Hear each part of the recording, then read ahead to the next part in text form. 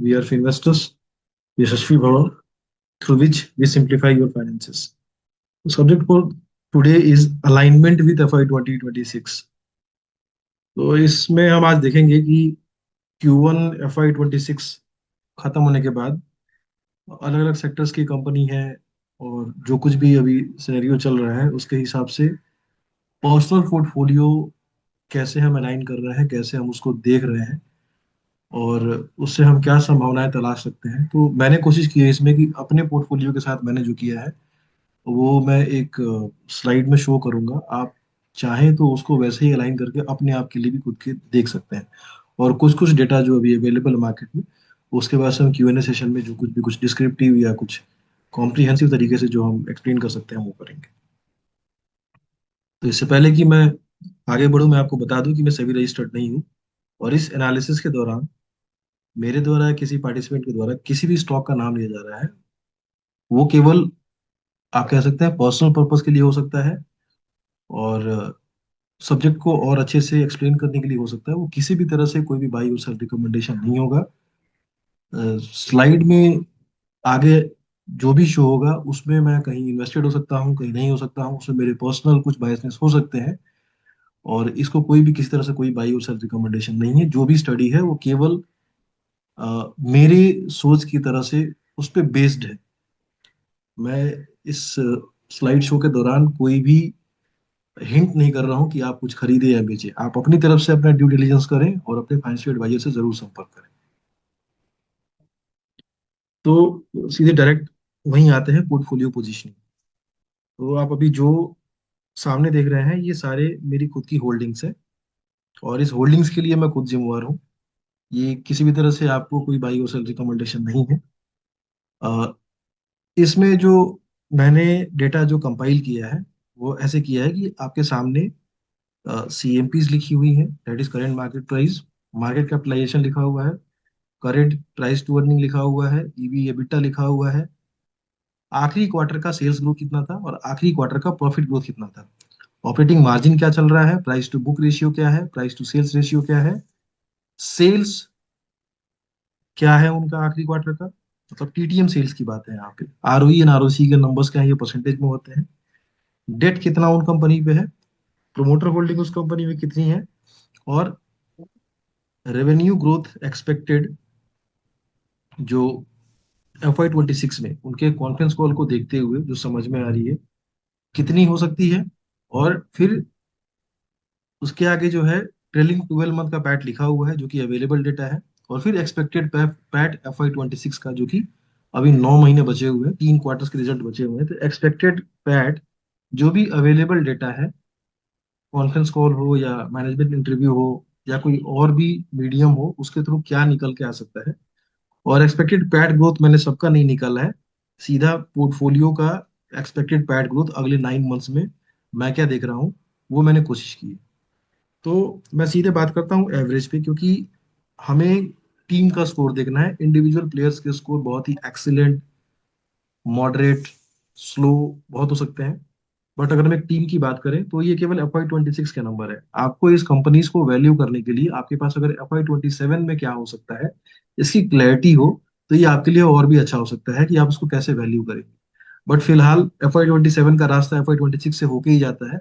तो पहले हमारा फोकस FY 26 पे रहेगा और हमारा अलाइनमेंट जो है FY 26 के प्रति कैसे है, हमारे पोर्टफोलियो का अलाइनमेंट FY 26 के प्रति कैसे है, आप उसको देख सकते हैं।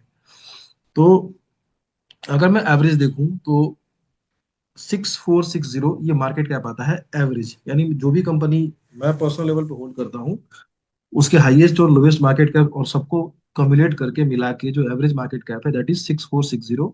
आप इसको बोल सकते हैं कि अगर पोर्टफोलियो का एवरेज देखूं तो ये माइक्रो कैप से स्मॉल कैप के बीच का कोई एंगल आप मान सकते हैं, वैसा पोर्टफोलियो है। स्मॉल कैप का अभी जो एवरेज जो मार्केट कैप है वो थोड़ा ज्यादा ऊपर हो चुका है, तो आप मान सकते हैं कि स्मॉल कैप से थोड़ा छोटा और माइक्रो कैप से बड़ा ये पोर्टफोलियो है। Price to earning ratio average निकल के 50 का आता है। इसमें जो मेजर कंट्रीब्यूटर है इस प्राइस टू अर्निंग रेशियो को बढ़ाने में, आपके सामने साफ दिख रहा है, वो वंशो स्पेशलिटी है। 238 का प्राइस टू अर्निंग वहां पे दिख रहा है। वहां पे पैट निगेटिव था कुछ क्वार्टर्स में, इसलिए वो 238 एलिवेटेड दिख रहा है। अगर उसको निकाल के एवरेज निकालें तो फिर ये जो पोर्टफोलियो का पी जो है वो बहुत ही ड्रास्टिकली नीचे आ सकता है। ईवी एबिटा एक सही मैट्रिक्स हो सकता है थोड़ा, क्योंकि वहां पे जो नेगेटिव पैट आते हैं, जिस जो रीजन उसमें कंट्रीब्यूट करता है वहां से वो निकल जाता है। तो वहां पे देखते हैं तो 24 का एवरेज आता है ईवी एबिटा लेवल पे। सेल्स ग्रोथ जो हुई है पहले क्वार्टर में, ये पहले क्वार्टर का रिजल्ट इसमें इंक्लूडेड है। 78% की सेल्स ग्रोथ पोर्टफोलियो लेवल पे हुई है। प्रॉफिट ग्रोथ अगर हम देखें तो 224% की प्रॉफिट ग्रोथ हुई है पोर्टफोलियो लेवल पे पहले क्वार्टर में। पहले क्वार्टर अगर हम ईयर ऑन ईयर उनका अगर जो है 224% का प्रॉफिट ग्रोथ Q1 कंपेयर करें हम लास्ट Q1 से तो देखने को मिला। ऑपरेटिंग मार्जिन पे ज्यादा बात करने की कोई मतलब नहीं, क्योंकि हमारे पास फर्दर इस डेटा में अवेलेबल नहीं है क्या ग्रोथ हो सकता है नहीं हो सकता है। बट जो एक अलाइनमेंट किया है पोर्टफोलियो का वो एक इस तरह से किया हुआ है कि या तो प्रॉफिट ग्रोथ या तो ऑपरेटिंग मार्जिन स्टेबल होंगे, या फिर उसमें संभावना होगी कि शायद वो प्रॉफिट मार्जिन आगे की तरफ मूव करे। तो अभी जो एवरेज प्रॉफिट मार्जिन 24% का देख रहे हैं वो मे बी, अगर हम FY26 को खत्म करेंगे तो 25-26 की तरफ जाता हुआ दिखना चाहिए। एंड इन वर्स्ट केस वो 24 के पास स्टे होना चाहिए, नीचे नहीं जाना चाहिए। Price to book and price to sales ratio पे बात करके कुछ हम ज्यादा कुछ कर नहीं पाएंगे। हम सीधे पहुंचते हैं। प्रोमोटर होल्डिंग कितनी है, तो एवरेज प्रोमोटर होल्डिंग इज 55%। तो छोटे कंपनीज हैं, इसमें काफी ज्यादा डाइल्यूशन होता है। फिर उसके बाद से फंड रेज होता है, फिर सेलिंग भी कभी कभी देखने को मिलती है। तो 55% का promoter holding is not quite handsome and excellent, but it's quite you say average and above average. Expected revenue growth, अब हम FY26 की बात करती हैं, ये सारे जो एक्सपेक्टेड रेवेन्यू ग्रोथ है ये केवल कंपनीज के कॉन्फ्रेंस कॉल में जो भी डेटा अवेलेबल है उसमें थोड़ा कंजर्व लेवल पे लिया हुआ है। तो एवरेज एक्सपेक्टेड रेवेन्यू ग्रोथ पूरे साल का FY25 के नंबर के ऊपर FY26 का नंबर 49% से एवरेज वो दिख रहा है। वहां पे समटाइम्स किसी कंपनी में इनऑर्गेनिक ग्रोथ की बात हो रही होगी, वो नंबर्स लिए नहीं हुए यहाँ पे। TTM पैट यानी आखिरी 12 महीने का पैट, जिसमें लास्ट क्वार्टर जून क्वार्टर का पैट भी शामिल है, उनके हम पैट की बात करें तो जो पैट के एवरेज नंबर्स है वो 136 का एक एवरेज पैट आ रहा है। फिर एक्सपेक्टेड पैट क्या हो सकता है, तो अलग अलग कंपनी के एक्सपेक्टेड पैट नंबर्स जो भी अवेलेबल डेटा है उसके हिसाब से सामने लिखा हुआ है। तो सामने लिखने के बाद जो एक एवरेज पैट नंबर निकल के आता है, अगर मैं मान लूं कि पूरा पोर्टफोलियो का मार्केट कैप 6460 है, ठीक है, TTM पैट उसका 136 है, तो मैं अपने पोर्टफोलियो पे FY26 में जो पैट एक्सपेक्ट कर रहा हूँ वो 212 है। और जो कि एक कंजर्वेटिव लेवल पे है, उसमें जो कुछ भी आगे इनऑर्गेनिक अपॉर्चुनिटी या कुछ भी होगा वो मैंने इसमें शामिल नहीं किया है। कोशिश की है कि अपने आप को जितना सेफर साइड पे लेके जा सके उतना सेफर साइड पे लें। और 9 महीने में जो पैट ग्रोथ हो रहा है 136 से 212, तो 9 मंथ के हिसाब से देखें तो CAGR पैट का इस साल के लिए 81% ग्रोथ है 9 मंथ में। कम दिखेगा बट 9 मंथ को जब आप एनुअलाइज करेंगे तो 81% वो ग्रोथ नंबर्स दिखेंगे पैट लेवल पे। तो 81% ग्रोथ के लिए मैं इस साल 50 प्राइस टू अर्निंग पे कर रहा हूँ, साथ में जिसमें कि एक कंपनी जिनका प्राइस टू अर्निंग रेशियो 238 है, अगर उसको मैं बाहर कर दूं तो वहां पे पैट नंबर्स जो है प्राइस टू अर्निंग रेशियो 40 के नीचे आ सकता है। तो ये मैंने पर्सनल पोर्टफोलियो के लिए किया हुआ है। ये सेम चीज आप अपने पोर्टफोलियो के लिए भी करके देखेंगे तो आपको समझ में आएगा कि आप क्या नंबर पे कर रहे हैं। और अगर मैं ये 212 जो एक्सपेक्टेड पैट FY26 का जो फाइनल नंबर जो एवरेज नंबर आ रहा है इसके हिसाब से अगर मैं, और जो मार्केट कैप जो है अभी का 6460 को कंपेयर करूं तो पोर्टफोलियो का प्राइस टू अर्निंग निकल के आएगा 30 का प्राइस टू अर्निंग निकल के आएगा। और अगर उसमें से हम जो सबसे एक एलिवेटेड नंबर दिख रहा है वन, तो उसको बाहर करते हैं तो फिर वो और भी कम हो सकता है। तो इसमें आप और भी ऐड कर सकते हैं कि अलग अलग कंपनीज का आउटलुक क्या है, सबके कॉन्फ्रेंस कॉल हो चुके हैं, क्या ग्रोथ के गाइडेंस है, क्या नंबर्स है उसमें, ऑपरेटिंग मार्जिन कैसे प्ले आउट हो सकता है, और इस नंबर्स को आप और रिफाइन कर सकते हैं। तो आप अपने पोर्टफोलियो की पोजीशनिंग आप इस हिसाब से करके रखें। आपके पास जो भी कंपनी हो उस कंपनी के बारे में आपको जो भी अवेलेबल डेटा ओपन सोर्स पे है, आपको सारा उसमें क्या वेरिएबल्स हैं, क्या उसमें ग्रोथ ट्रिगर्स है, क्या कैटलिस्ट है, क्या एंटीथेसिस पॉइंटर्स है, वो सारी चीज आपको पता होनी चाहिए ताकि आप एक सही डिसीजन ले पाए। आपको अगर कभी वहां से एग्जिट लेना पड़े तो आप क्यों लेंगे, आपको रिप्लेसमेंट के लिए क्या चाहिए, आप सब खुद से डिसाइड कर सकें। इसके बाद हम सीधे आते हैं कुछ इंटरेस्टिंग डेटा पे। वो है जुलाई एक्सपोर्ट का डेटा। तो ये जुलाई के एक्सपोर्ट का डेटा है। इसमें जो ध्यान देने वाली बात है वो है टी एंड कॉफी का एक्सपोर्ट। इसमें दो नंबर से आप देख रहे हैं। एक नंबर है जुलाई 25, सेकेंड लास्ट कॉलम, जुलाई 25। तो इसमें आप क्या देखेंगे कि पिछले जुलाई से इस जुलाई में ईयर ऑन ईयर पे कितना फर्क था। और एक है अप्रैल 25 से जुलाई 25। दैट मीन्स कि 4 महीने। तो इस साल के 4 महीने FY 26 के, और पिछले साल के 4 महीने FY 25 के पहले 4 महीने के बीच में क्या ग्रोथ था।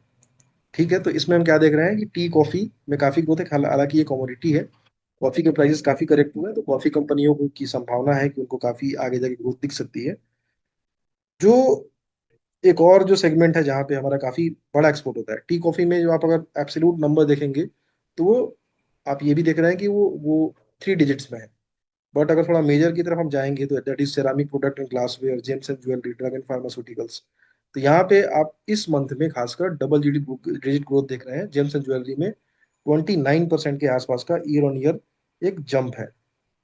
हालांकि साल की शुरुआत जो है थोड़ा स्लो हुई थी। पहले 3 मंथ में यहाँ पे कोई ग्रोथ दिख नहीं रहा था। अभी के जो नंबर इस मंथ का आया है उससे यहाँ पे कुछ पॉजिटिव मोमेंटम 4 महीने के हिसाब से आपको दिख रहा है। एक और जो इंटरेस्टिंग चीज है वो है इंजीनियरिंग गुड्स।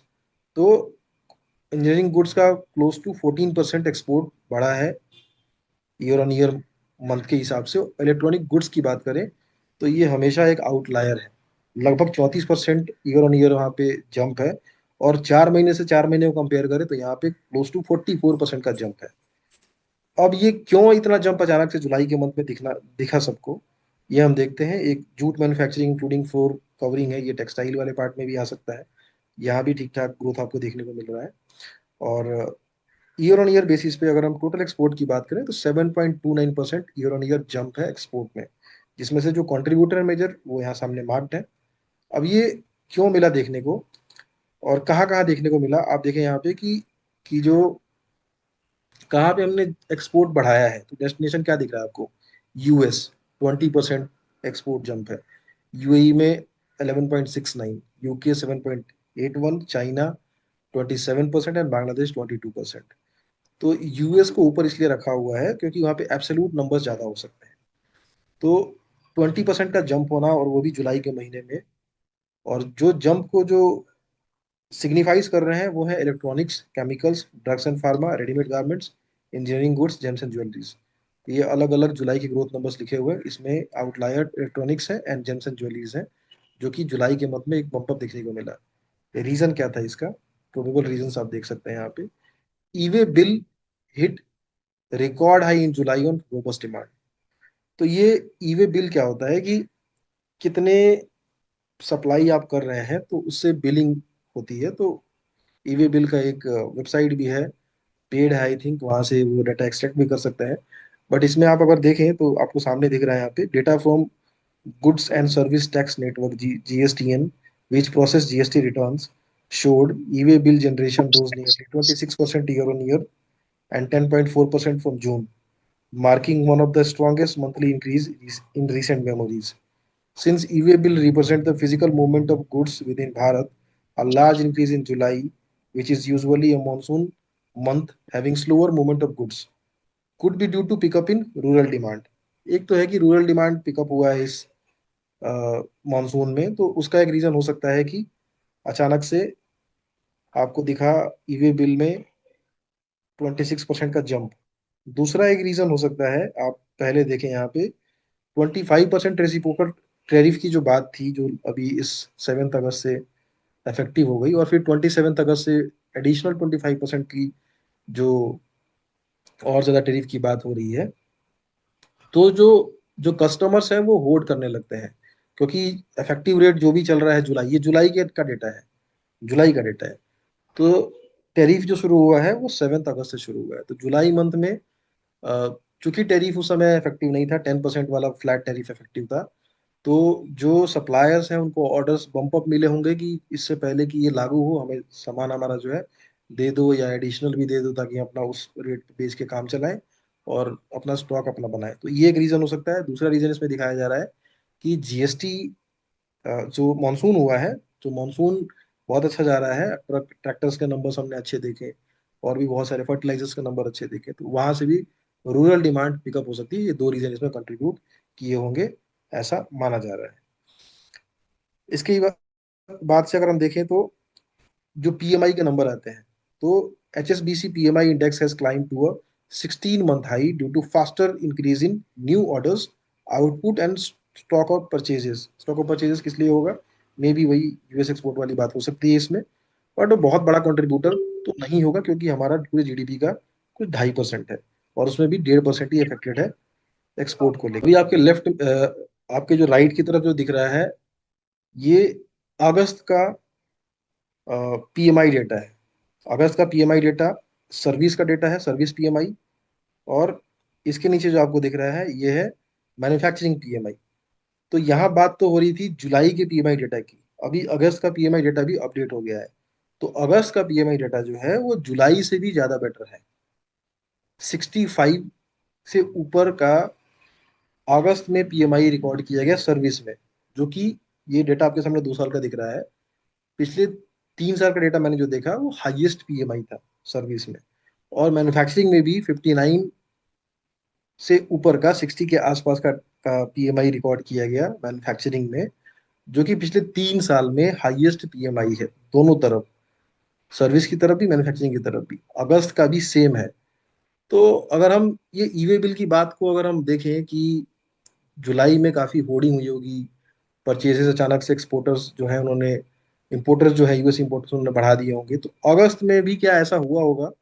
ये थोड़ा सा इसको अलग से डिकोड कर सकते हैं। हम देखते हैं कि एक्चुअल में क्या इतना इकोनॉमिक रैंप अप हमारा हो रहा है, ठीक है, या अगस्त में भी वैसे ही जो यूएस इंपोर्टर्स हैं, ऑन 25% की टैरिफ पे भी उन्होंने इतना सामान मंगाया है, वो तो बाद में जाके होगा। बट फैक्ट ये है कि सर्विस इकोनॉमी और हमारी मैन्युफैक्चरिंग इकोनॉमी अभी अपने पिछले 3-4 साल में हाईएस्ट लेवल पे चल रही है। प्रोडक्शन हो रहा है, सर्विस ऑफर हो रही है हमारी तरफ से, और ये चीज अभी सामने इस पीएमआई में दिख रहा है हमें। तो ये दोनों नंबर जो थे, ये पिछले 3 साल में हाईएस्ट नंबर थे। अब हम जरा स्मार्ट मीटर अपडेट की बात कर लेते हैं। तो स्मार्ट मीटर्स में हमने क्या देखा था कि जो 15 अगस्त का डेटा रिलीज हुआ है, आज 24 अगस्त है, तो 15 अगस्त के दिन जो अपडेट हुआ, वहां पे 3,85,46,910 स्मार्ट मीटर्स इंस्टॉल हो गए। आप अगर देखें यहाँ पे, तो पिछले साल 1,48,00,000 स्मार्ट मीटर लगे थे, और इस साल केवल, आप कह लें कि 4.5 महीने में 1,33,00,000 स्मार्ट मीटर्स लग गए हैं।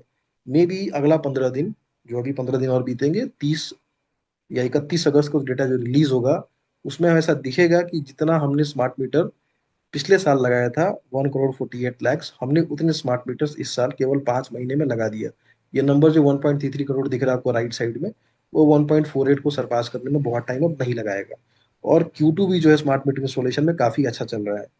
आप देखें कि आपके पास जुलाई का डेटा है, जुलाई में स्मार्ट मीटर इंस्टॉलेशन जो था, वो 3,68,00,000 के आसपास लगा था, और अभी 3,85 हो चुका है ये डेटा। दैट मीन्स कि 17 लाख स्मार्ट मीटर्स लगे हैं 15 दिनों में पिछले। तो 1 लाख से ज्यादा इंस्टॉलेशन की स्पीड है पर डे, ठीक है। और आप अगर सैंक्शन नंबर देखें, तो जुलाई में जो सैंक्शन नंबर था, वो 22,37 लाख था। ऊपर देखें तो वो नंबर चेंज है, 22,42 लाख, 22,42 लाख हो चुका है। यानी थोड़े बहुत स्मार्ट मीटर्स के टेंडर्स, बहुत बड़ी संख्या में नहीं, बस अब यहाँ पे देखें तो 5 लाख का अंतर है। तो थोड़े बहुत धीरे धीरे करके रिलीज हो रही हैं। और जो कि बातें भी हैं कि अगले 6 महीने में कुछ टेंडर्स फ्लोट हो, और कंपनीज, अलग अलग कंपनीज ने अलग अलग बिड कर रखा है, तो वो उनके ऑर्डर बुक में और ऐड होता चलेगा। तो जरा हम आते हैं जरा, एक डॉक्यूमेंट मुझे मिला था जहाँ पे ट्रेडिंग लॉसेस की बातें थी। ये मैं इसलिए बता रहा हूँ कि जो ट्रेडिंग में हम जो काफी ज्यादा अपने आप को इन्वॉल्व रखते हैं, तो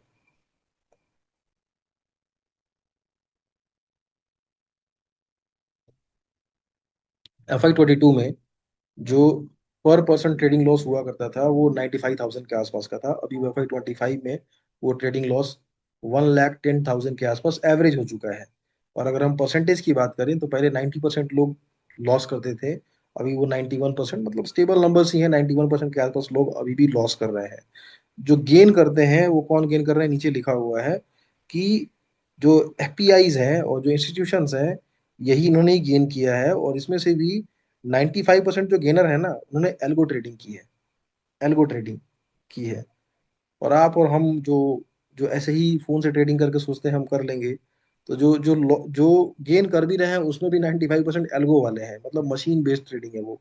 सॉफ्टवेयर इन बिल्ट करके उसमें कुछ कुछ अलग अलग मेमोरीज डाल के ऑटोमेशन लगा के ऑटोमेटिक ट्रेड लेने वाला होता है, उसमें करके तब वो कर रहे हैं। मैनुअली हम इन लोगों को बीट करने का सोच रहे हैं, वैसे तो संख्या वैसे भी कम है इनकी। तो ये दिखाने का मतलब ये था कि ये बहुत ही एक आपके अगेंस्ट के, मतलब पूरी प्रोबेबिलिटी जो है आपके अगेंस्ट है। तो इसलिए ट्रेडिंग वाले एक्टिविटी में आप ना शामिल हो। ये सारे जो डेटा है, ये जो जो सेबी हैं या जो और जो एक्सचेंजेस हैं उनके द्वारा कंपाइल डेटा है, ये किसी का बनाया डेटा नहीं है। तो वो खुद कह रहे हैं कि आप इतना लॉस करते हैं इसमें, तो इस तरफ आप ना इन्फ्लुएंस हो, यही इसका मतलब था। और इसके साथ ही जरा हम रिसेंट मैक्रोज की बात करेंगे, हालांकि थोड़ा डिटैच है अभी हमारा मार्केट, बट फिर भी कहीं ना कहीं जाके अगर इसी हम स्टेटस क्यो है कि हम कोई ट्रेड नहीं करने वाले यूएस से, यहाँ रुक भी जाते हैं, तो भी वापस मार्केट, पूरा ग्लोबल मार्केट यूएस को फिलहाल फॉलो करना शुरू कर देगा। तो उसके हिसाब से हम 9 अगस्त के बाद अब अभी मिल रहे हैं, तो जो पिछले 2 वीक में जो कुछ भी चेंजेस हुआ, इसमें एक चेंजेस पॉजिटिव हमारे लिए ये रहा कि हमारा इन्फ्लेशन डेटा जो 2.1% था, हमारा इन्फ्लेशन रेट वो अभी 1.55% है, और जो कि पिछले डिकेड में आई थिंक सबसे बेहतरीन डेटा होगा। और ये हमारे लिए, हमारे जो रिजर्व बैंक ऑफ इंडिया है उनको थोड़ा मॉनेटरी पॉलिसी को एज आउट करने में काफ़ी ज़्यादा हेल्प किया है इसने। तो इन दौरान जो कुछ भी हुआ, हमने अपना इन्फ्लेशन काफ़ी कंट्रोल रखा है। और ये एक विंडो देता है उनको कि वो और भी एग्रेसिव इकॉनमी को थोड़ा एक बार ग्रोथ के इंजन को थोड़ा एक्सप्लोर कर सके, एक्सिलरेट कर सके। तो इन्फ्लेशन थोड़ा बढ़ भी जाए तो कोई ज़्यादा उसे दिक्कत होगी नहीं। 1.55 का इन्फ्लेशन रेट है, हमने टारगेट पहले किया था 4 से नीचे रखने का, फिर हमने जब बजट किया तो हमने फिर 3.7 रखा, अभी हमने उसको 3.1 के आसपास रखा हुआ है। इन्फ्लेशन अभी 1.55 है। तो जो रिसेंट जीएसटी रिफॉर्म्स की बात हो भी रही है, उसके चलते अगर एक बार इन्फ्लेशन बढ़ भी जाता है तो हम कैसे कंट्रोल पे रखेंगे, ठीक है, वो हम इस चीज़ को आगे देखेंगे। और वो काफी एक आप कह सकते हैं कि सही एक तरीका है चीजों को फेज मैनर में आगे लेके बढ़ने का। 21 के प्राइस टू अर्निंग का अभी रेशियो चल रहा है, जो कि एक कंफर्टेबल लेवल में है। और निफ्टी की जो अर्निंग आई है Q1 में, वो थोड़ा मिक्स अर्निंग्स है, बहुत ज्यादा एग्रेसिव अर्निंग्स तो देखने को नहीं मिली। बट जो पीएमआई का डेटा जो लगातार दिख रहा है हमें, पिछले हम अगर बात करें, जून को हम देखें, जून का, फिर जुलाई का, फिर अगस्त का, तो पीएमआई का, सर्विस का पीएमआई या मैन्युफैक्चरिंग का पीएमआई ठीक कर रहा है। बट इसमें क्या है कि हम मैन्युफैक्चरिंग वाली कंपनीज में ग्रोथ तो अभी भी दिख रही है हमें, जो रिपोर्ट नंबर्स होते हैं जो भी मैन्युफैक्चरिंग में शामिल है उनके नंबर ठीक दिखते हैं। ओवरऑल मार्केट का तो नहीं पता, ओवरऑल मार्केट उतना अच्छे से ग्रो, प्रॉफिट ग्रोथ नहीं कर पा रही है। खासकर निफ्टी 50 की जो कंपनीज है वहां पे देखें तो वहां पे सबसे ज्यादा दो जो तकलीफ की बात है, निफ्टी 50 की कंपनीज की बात है, जहाँ पे मेनली बैंक्स का डोमिनेशन है, आईटी सर्विसेज का डोमिनेशन है, कुछ पीएसयूज का है, वहाँ पे ग्रोथ नहीं आ रही है। तो निफ्टी को थोड़ा आगे मूव करने का एग्रेसिवली कोई मौका नहीं मिलता वहाँ पे, क्योंकि अगर ग्रोथ नहीं आ रही वहाँ पे, अगर एवरेज निफ्टी 50 की कंपनी अगर 7-8% प्रॉफिट ग्रोथ कर रही है, तो फिर बहुत ज्यादा उसमें जंप आएगा, ऐसी संभावनाएं भी कम बनती है। तो एक बार अगर निफ्टी 50 कंपनीज में भी जंप आए, प्रॉफिट जंप आए, तो निफ्टी को भी सपोर्ट मिलता है। खासकर बैंक्स के अर्निंग में जंप आए तो फिर उससे बैंक निफ्टी के साथ साथ निफ्टी को भी सपोर्ट मिलता है। बट जो भी रिजल्ट्स अभी आ रहे हैं उसमें अगर हम चुनिंदा मिड कैप स्मॉल कैप्स को देखें, जहां पे ग्रोथ नंबर्स आ रहे हैं, जहां पे प्रॉफिट पूल बढ़ रहा है, वहां पे बिल्कुल प्राइस एप्रिसिएशन होने के पूरे चांसेस है, और कहीं कहीं पे हो भी रहा है। तो निफ्टी 50 के प्राइस टू अर्निंग को हम देखें, क्योंकि मार्केट का जो मेन फेस है वही है, ठीक है, उसी से लोग जो ट्रेडिंग वॉल्यूम्स भी है वो बढ़ते घटते हैं। लेकिन साथ साथ जो है स्टॉक स्पेसिफिक जो एक्शंस है उसको भी हम ध्यान रखें, और कहाँ पे अर्निंग ग्रोथ आ रही है उसका भी हम ध्यान रखें। अगर हम लास्ट 2 वीक्स के कंपैरिजन की बात करें, तो 2 वीक्स में मार्केट का तो थोड़ा सा मूड है वो थोड़ा करेक्ट, और ज़्यादा करेक्ट नहीं, मतलब ठीक हुआ है पहले से। और 2 वीक पहले जितनी टेंशन थी मार्केट को कि ट्रेड नेगोशिएशंस को पोस्टपोन कर दिया गया है। जो डेट 25 अगस्त का जो फेज 6 का नेगोशिएशन स्टार्ट होना था, उसको होल्ड पे डाल दिया गया है। तो उससे नेगेटिव सेंटीमेंट आएंगे, यानी ये अब तय हो गया है कि 27 अगस्त से हम 50% टैरिफ पे करने वाले हैं। तो उसका हमारे मार्केट पे क्या असर होगा? तो अगले 15 दिनों में उस मार्केट पे ये असर होगा कि निफ्टी 50 2%, और जो छोटे इंडेक्सेस हैं वो लगभग 3% अपवर्ड डायरेक्शन में ट्रेड किए हैं। और अभी हम आज के दिन के गिफ्ट निफ्टी की बात करें तो मंडे को पॉजिटिव ओपनिंग की संभावना बनती है, आई थिंक 0.5% और 1%। तो उसका असर मार्केट पे अभी तो नहीं हुआ। आगे 27 अगस्त, अब चूंकि सामने सामने तय दिख रहा है कि इसमें कोई चेंजेस होने वाले नहीं है, क्योंकि नेगोशिएशन पहले की तरह अब चल नहीं रहा है। और हमने अपने आप को अलग तरीके से अलाइन करना शुरू कर दिया है कि अपने हम एक्सपोर्ट लॉसेस को कैसे पूरा करेंगे, अपने ट्रेडिंग का जो हमारा वॉल्यूम था, जो हमारा जो नंबर्स थे, उसको हम कैसे मैनेज करेंगे। तो मार्केट वो सेंस कर रहा है, और अब वो टैरिफ के नंबर पे अब रिजेक्ट नहीं कर रहा है। फिलहाल पिछले 2 वीक से हम ये देख रहे हैं। वही अगर हम यूएस मार्केट की बात करें तो नैस्डैक एंड S&P 500 पहले ही ऑल टाइम में बना चुके थे। डॉ जोन्स ने आखिरी सेशन में जिस दिन अनाउंस किया फेड चेयर ने, जेरम पॉवेल ने, सितंबर रेट कट की संभावना जाहिर की, तो उसके बाद से मार्केट ने इस न्यूज को रिजॉइस किया, और डॉ जोन्स जो बचा हुआ था उसने भी ऑल टाइम हाई बना दिया। तो यूएस मार्केट के सारे इंडेक्सेस आज की डेट में ऑल टाइम पे ट्रेड कर रहे हैं। उनके अपने रीजंस हैं, उन्होंने ट्रेड नेगोशिएशन जिससे जैसे करना था वैसे किया। टाइम उनको भी लगा, बट सभी लगभग लगभग country, 2-3 countries, Russia, India, China को छोड़ के पूरे ग्लोब ने उनकी बात मानी। उन्होंने जैसे चाहा, जिस तरह से चाहा, जिन शर्तों पे चाहा, उन शर्तों पे उनसे ट्रेड नेगोशिएशंस और ट्रेड साइन किए। अपने लिए जीरो टैरिफ, बाकी जो उनके यहाँ लोग सप्लाई करेंगे उनके लिए 15, 20, 25, 30, 50% टैरिफ। जो उन्होंने बात नहीं मानी उनके ऊपर एडिशनल टैरिफ। तो ये सब करके उन्होंने अपने लिए तो चीजें सही कर ली, बट अभी भी जो प्राइस हाइक है वो अभी दिखा नहीं है, जो कि आगे दिखेगा, जो उनके कंज्यूमर को पे करना है। और हमने जो इससे पहले वाली स्लाइड में देखा, वहां पे हम देख रहे थे कि कैसे वो 2.3 से 2.1 से इन्फ्लेशन बढ़ के 2.7 हो गया है, और अभी नियर फ्यूचर में 3 को भी पार करके जा सकता है। So with this I finish. Any question?